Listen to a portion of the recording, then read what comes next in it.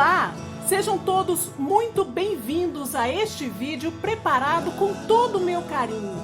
Hoje quero ensinar a vocês este macacão feito em tricô manual para bebês de 3 a 6 meses. Espero muito que vocês gostem e vamos ao vídeo.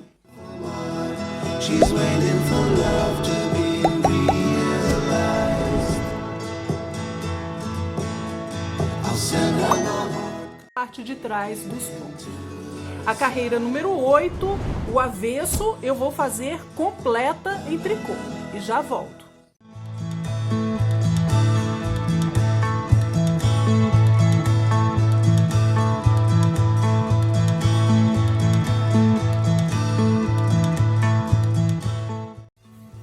Nós vamos fazer nos mesmos lugares para o outro lado, para a outra perna.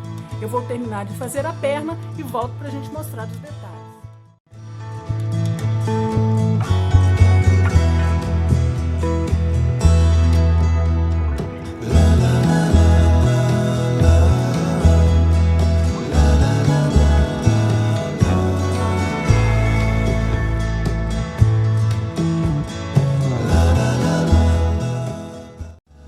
Vou mostrar para vocês também como ficou a parte de trás do macacão.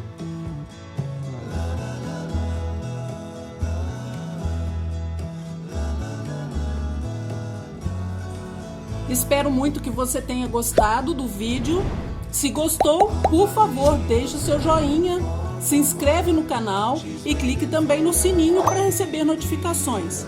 Muito obrigada por assistir. E até o próximo vídeo. Tchau, tchau!